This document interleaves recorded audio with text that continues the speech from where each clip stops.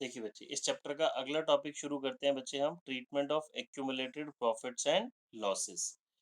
इसका क्या मतलब है बच्चे? देखिए ऑलरेडी हम पढ़ चुके हैं इस टॉपिक को एडमिशन चैप्टर में, बहुत ध्यान से समझेंगे। बहुत सिंपल सा टॉपिक है। देखिए हमें बताया जाता है जी, ए एंड बी पार्टनर्स हैं, ये प्रॉफिट शेयर करते हैं 2:1 में। Now they decided that from 1 April their profit sharing ratio will be 1:1। 2:1 हो गई बच्चे इनकी ओल्ड रेशो, 1:1 हो गई इनकी न्यू रेशो। अब बैलेंस शीट की लायबिलिटी साइड मेरे पास बच्चे यहाँ पड़ा general reserve, profit and loss, reserve fund, ठीक है। WCR पढ़ा था ना हमने, WCR का ट्रीटमेंट भी। अभी चलिए उसको वैसे साइड रखते हैं, बट सेम ट्रीटमेंट होगा। जनरल रिजर्व, फिर profit and loss and reserve fund. पहले तो मुझे बताएंगे बेटा, ये प्रॉफिट एंड लॉस का क्रेडिट बैलेंस है, ये डेबिट बैलेंस है? सभी बच्चे चैट बॉक्स में हरी अप। ये लायबिलिटी साइड जो प्रॉफिट एंड लॉस अकाउंट नजर आ रहा है मुझे, क्रेडिट बैलेंस है या क्रेडिट डेबिट बैलेंस। बैलेंस है? Yes, sir credit. मैंने चैट बॉक्स बोला था पिंकी मैडम। ये हमारा क्रेडिट बैलेंस है, सॉरी ठीक है सर। जी। ये क्रेडिट बैलेंस है, और अगर यही प्रॉफिट एंड लॉस मुझे एसेट साइड नजर आ रहा है बच्चे, छोटी छोटी चीजें एग्जाम के लिए आपके लिए बहुत इंपॉर्टेंट है, सभी बच्चे समझेंगे बहुत ध्यान से हमारे भी MCQs के हिसाब से। प्रॉफिट एंड लॉस जो आपको एसेट साइड नजर आ रहा है, ये कौन सा बैलेंस हो गया बच्चे? डेबिट बैलेंस हो गया। बेसिकली ये हमारा लॉस हो गया, ठीक है। और ये वाले जो हैं ये बच्चे हमारे रिजर्व्स हो गए, या आप इनको सिंपल वर्ड्स में प्रॉफिट्स कह लीजिए, एक्यूमुलेटेड प्रॉफिट्स हैं, ठीक है। तो अब इसका ट्रीटमेंट करना है बच्चे, ध्यान से समझेंगे। हमने बोला ए और बी पार्टनर्स हैं, रेशियो 2:1 है। अब इनकी ना बच्चे इस चैप्टर में दो ट्रीटमेंट है हमारे पास, इन सभी के दो ट्रीटमेंट है हमारे पास, ध्यान से समझेंगे। if question is silent, एक possibility, second possibility। first possibility, if question is silent means, ध्यान से समझेंगे। बोला गया ए और बी पार्टनर है, ये ओल्ड रेशियो है, ये न्यू रेशियो, और बैलेंस शीट में general reserve, P and L, reserve fund पड़ा है जी। आप इसका अकाउंटिंग ट्रीटमेंट कीजिए, जर्नल एंट्री कीजिए। That means question is silent regarding treatment, regarding treatment, पूरा नहीं लिख रहा, regarding treatment of these funds. Second question में हमें बोला जाता है जी, पार्टनर्स डिसाइडेड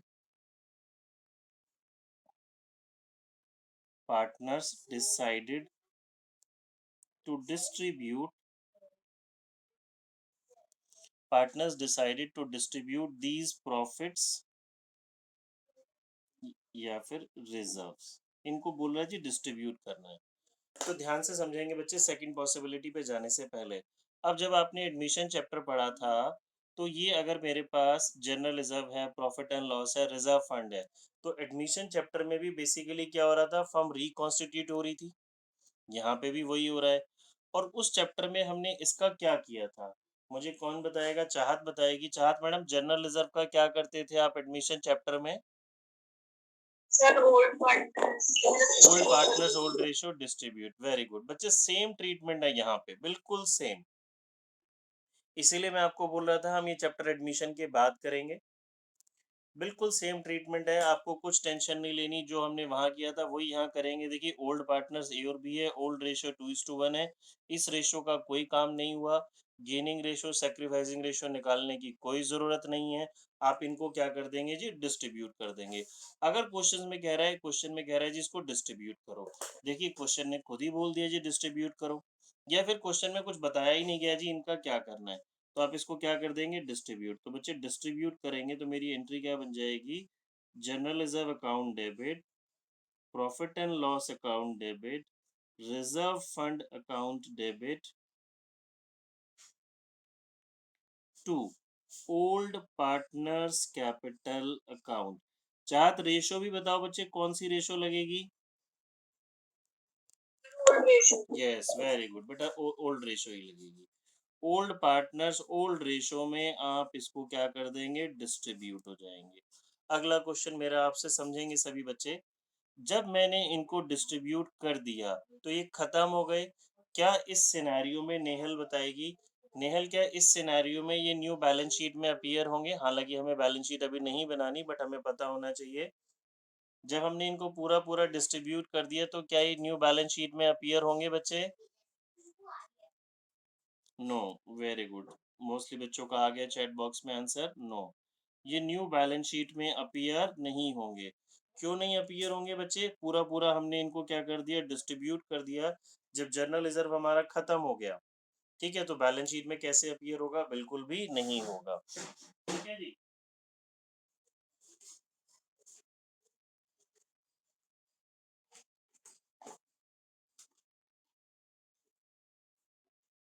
अब हमारे पास इसमें एमसीक्यू में क्या पूछेगा बच्चे? इसकी आपसे जर्नल एंट्री पूछ लेगा, आपको बड़े सारे ऑप्शंस बना के दे देगा। या बोलेगा जी आप बताएं ये जनरल रिजर्व का क्या ट्रीटमेंट होगा, old partner old ratio distribute, gaining ratio में डिस्ट्रीब्यूट, कितना अमाउंट डिस्ट्रीब्यूट। तो आपने बहुत ध्यान से करना है, बहुत सिंपल सा क्वेश्चन है, कुछ भी मुश्किल नहीं है। दूसरी पॉसिबिलिटी पे आते हैं बच्चे। दूसरी पॉसिबिलिटी कहते हैं partners decided to record an adjustment entry. Record an adjustment entry. Partners ने डिसाइड किया कि जी इसकी एडजस्टमेंट एंट्री कर लो, किसकी? जर्नल रिजर्व की, प्रॉफिट एंड लॉस की। या फिर पार्टनर्स ने डिसाइड किया नॉट टू डिस्ट्रीब्यूट, ये लैंग्वेज लिखी होगी। और without affecting their book value, इनको आप इनका अकाउंटिंग ट्रीटमेंट कीजिए without affecting, without effecting their book value. मतलब एडजस्टमेंट एंट्री रिकॉर्ड कर लो, इनको डिस्ट्रीब्यूट मत करो या इनकी बुक वैल्यू को इफेक्ट मत करो। बच्चे जब इनकी बुक वैल्यू को इफेक्ट ही नहीं करना, डिस्ट्रीब्यूट ही नहीं करना, तो क्या हम इन्हें डिस्ट्रीब्यूट करेंगे? नहीं। तो अगेन अब मेरी सिंपल सी वही एंट्री होगी जो इस चैप्टर में थोड़ी देर पहले हमने गुडविल की पढ़ी। Gaining partners capital account debit, gaining partners capital account debit to sacrificing partners capital account. देखिए कितना सिंपल चैप्टर है। वही एंट्री आ गई जो अभी थोड़ी देर पहले हमने गुडविल की पढ़ी थी। पूरे चैप्टर में बच्चे घूम फिर के यही एंट्री आएगी। अगर हमें एडजस्टमेंट एंट्री करनी है तो एडजस्टमेंट एंट्री याद रखेंगे क्या होगी, गेनिंग पार्टनर टू सेक्रीफाइसिंग, या फिर इसको हम पूरा पूरा क्या कर देंगे, डिस्ट्रीब्यूट। बच्चे जब हम एंट्री कर रहे हैं gaining partner to sacrificing partner, इस जर्नल एंट्री में सपोज जर्नल एंट्री बन गई मेरी ए डेबिट टू बी या बी डेबिट टू ए, तो क्या कहीं भी इस जर्नल एंट्री में जनरल रिजर्व का नाम यूज हुआ, प्रॉफिट एंड लॉस का नाम यूज हुआ? बिल्कुल भी नहीं हुआ। तो क्या जर्नल रिजर्व खत्म हो गया? नहीं सर, हमने तो सिर्फ उसकी एक एडजस्टमेंट एंट्री कर दी। ठीक है। तो इस केस में जो भी हमारे रिजर्व्स होते हैं, जो भी हमारे ये रिजर्व्स हैं, प्रॉफिट्स हैं, ये बैलेंस शीट में अपीयर होंगे as it is. Balance sheet में अपीयर होंगे एज इट इज, इनकी वैल्यू में। बिकॉज मैंने अभी केसेस में क्या लिखवाया, क्वेश्चन में लिखा ही ये था कि इसकी बुक वैल्यू को आपने छेड़ना नहीं है, इनको डिस्ट्रीब्यूट ही नहीं करना आपने। ठीक है। आइए इससे रिलेटेड क्वेश्चन करते हैं बेटा, क्वेश्चन करेंगे तो और ज्यादा अच्छे से समझ में आएगा। देखिए बच्चे क्वेश्चन नंबर 9 क्या कहता है, Nitya and Anand are partners in a firm sharing profits and losses in the ratio of 3:2 with effect from 1 April. हाँ जी बच्चे देखिए, कहते हैं Nitya and Anand partners in a firm sharing ratio in the ratio of 3:2 with effect from 1 April 21 they decided to share profits equally. Old ratio 3:2, new ratio 1:1। On the date of change in profit sharing ratio, profit and loss show करता है बच्चे credit balance. देखिए अब आ गया use आपका जो मैं बार बार आपको क्रेडिट डेबिट सिखा रहा था। Record necessary journal entry for the distribution of profit and loss immediately. ठीक है, एक सेकंड बच्चे। देखिए बच्चे, अब हमें इसकी एंट्री करनी है जी, जनरल एंट्री करनी है प्रॉफिट एंड लॉस को डिस्ट्रीब्यूट करने की before the change in profit sharing ratio. बच्चे मुझे बताएंगे केस 1 लगेगा इसमें, केस 2 क्या मुझे प्रॉफिट एंड लॉस को डिस्ट्रीब्यूट करना है या उसकी एडजस्टमेंट एंट्री करनी है? जल्दी से बताएंगे बच्चे, प्रॉफिट एंड लॉस को मैं पूरा पूरा डिस्ट्रीब्यूट करूं या उसकी एडजस्टमेंट एंट्री करूं? देखिए यहाँ पे क्लियरली सर मेंशन है adjustment, sir immediately adjustment entry. Before the change in profit sharing ratio. बच्चे डिस्ट्रीब्यूट करना है, एडजस्टमेंट एंट्री नहीं होगी। एडजस्टमेंट एंट्री तभी होगी जब लिखा होगा कि आप एडजस्टमेंट एंट्री कीजिए या फिर डिस्ट्रीब्यूट नहीं करना, बुक वैल्यू को चेंज नहीं करना। यहाँ क्लियरली लिखा है, आप डिस्ट्रीब्यूट कर दो जी प्रॉफिट एंड लॉस को immediately before change in ratio, ratio change होने से पहले। बेटा रेशो चेंज होने से पहले तो हमारे पास एक ही रेशो है, दैट इज ओल्ड रेशो, और डिस्ट्रीब्यूट करना है तो नॉर्मल ट्रीटमेंट होगा। देखिए क्या मतलब हुआ, मैंने आपको अभी सिखाया, दोबारा बार बार बता रहा हूँ, ये क्रेडिट बैलेंस डेबिट बैलेंस पता होना चाहिए अच्छे से। प्रॉफिट एंड लॉस का क्रेडिट बैलेंस का मतलब ये लायबिलिटी साइड है आपका, तो ये प्रॉफिट हुआ, ये लॉस हुआ, प्रॉफिट हुआ। अगर आपको डेबिट क्रेडिट ही नहीं क्लियर होगा तो आपकी जर्नल एंट्री गलत हो जाएगी। तो मुझे इस प्रॉफिट एंड लॉस को डिस्ट्रीब्यूट करना है, तो बच्चे मेरी एंट्री क्या बनेगी, profit and loss account debit to Nitya's capital account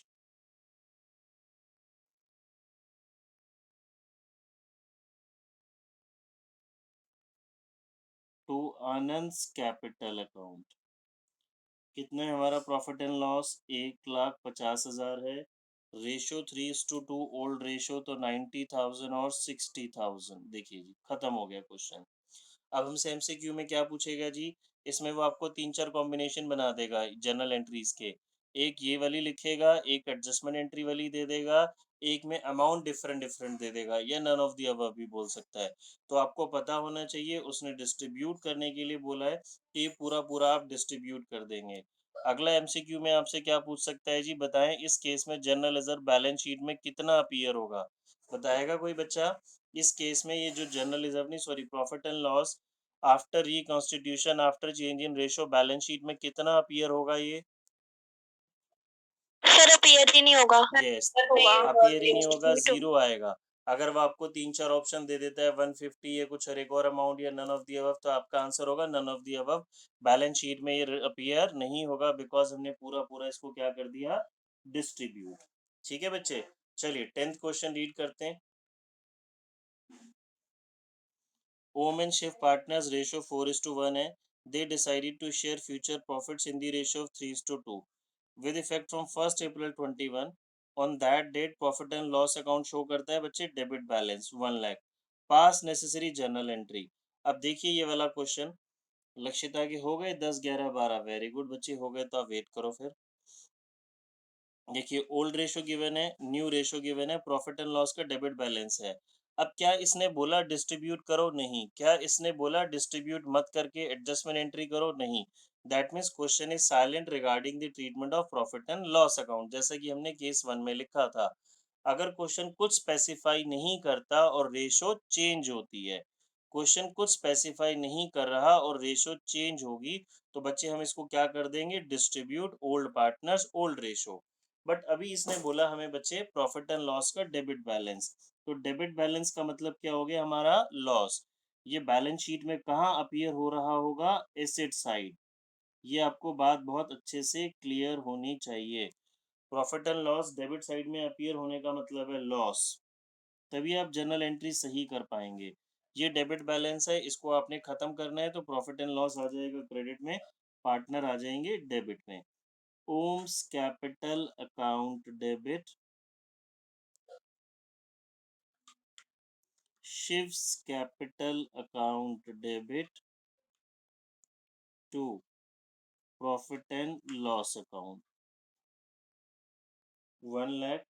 ratio हमारी ओल्ड रेशो 3:2, तो 60,000 एंड 40,000।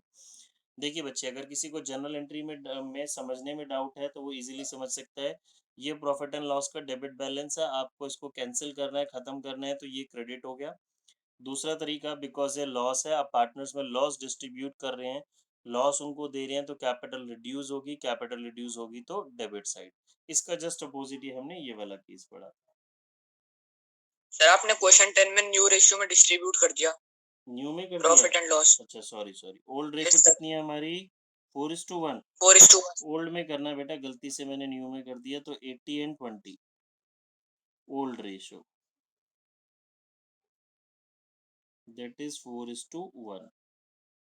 किसी बच्चे को कोई डाउट है तो पूछिए।